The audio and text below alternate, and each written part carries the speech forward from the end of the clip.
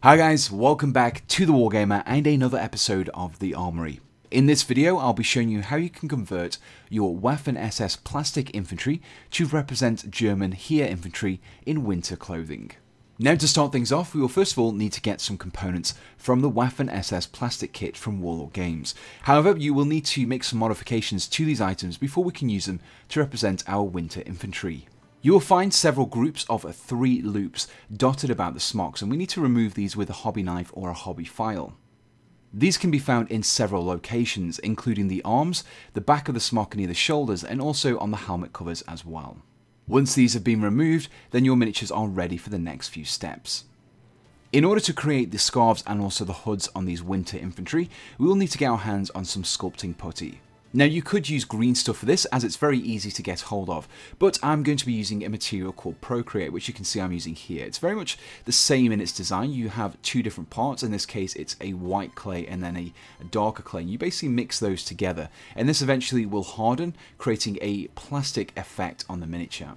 Now the reason I like to use Procreate over green stuff, I find it's not quite as sticky. You can pretty much use it straight after mixing, you don't need to wait until the material hardens somewhat. So it is really down to personal preference, but I'll be using Procreate for this tutorial. So once you've finished preparing your sculpting putty of choice, we can now start adding some details to our winter infantry. The first area that I'll be working on will be the scarf, and for this we need to flatten out our putty into a flat disc. Now when you're working with any putty, be it Procreate or green stuff, it's highly recommended that you use plenty of water, both on your fingers and also the surface that you're working on.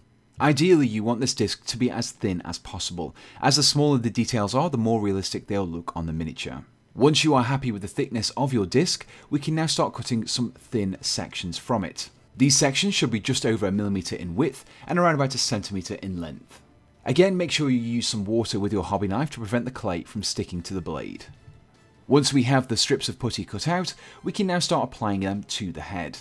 So take one of these strips and press it into the side of the head, just below the helmet brim.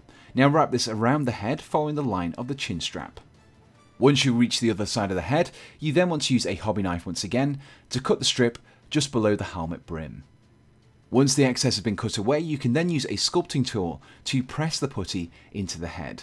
Make sure that the sides of the scarf fit flush against the helmet itself, as we want to give the impression that the scarf has been wrapped around the head and the helmet has been placed on top. Remember to keep your tools wet to prevent them sticking to the putty. Once you are happy with the positioning of the first strip, we now want to repeat the process with a second strip placed just below the first one.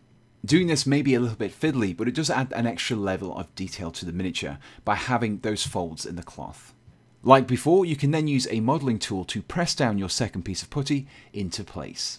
Once you have finished sculpting the scarf, we then need to glue the head to the body. Now you want to make sure that you do this whilst the sculpting putty is still wet, as this will allow us to reposition the putty should the bond not fit perfectly. Once the head has been glued to the body, you can then bring out your tool again to make sure that the scarf is sitting naturally. Now before we continue with the tutorial, I would highly recommend letting your putty dry for a bit, as we don't want to damage it when we work on the hood.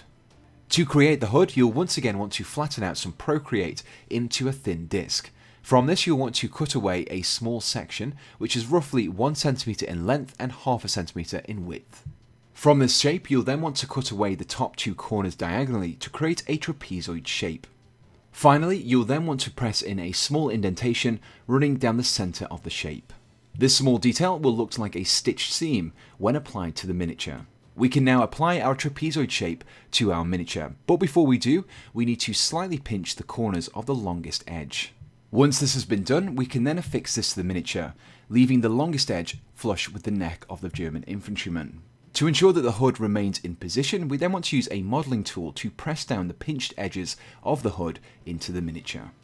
Once the hood has been fixed in place, we can then add a crease to it using our modelling tool once again. We want to have this running horizontally across the shoulders to create the effect that the hood has been pulled back and has gathered up on the back of the infantryman. After completing the crease and softening up the edges of the hood slightly, we can now go about assembling the rest of our German infantryman. And here we have an example of a fully painted German infantryman which has been converted using the same techniques that I've used in this video. You can find a full list of the tools that I've used in this video in the description below, along with a link to how I painted this miniature as well. Now, if you enjoyed this video and have some suggestions for other conversion videos you would like to see, please do let me know in the comments below. And finally, I just want to say a huge thank you to my Patreon supporters, because you guys make these tutorials possible. If you're interested in supporting me, you can find a link to my Patreon page at the end of this video and also in the description below. And from there, you can donate to me from as little as $1 a month, which just really help me in producing future content. And so all that's left to say is thanks for watching and goodbye.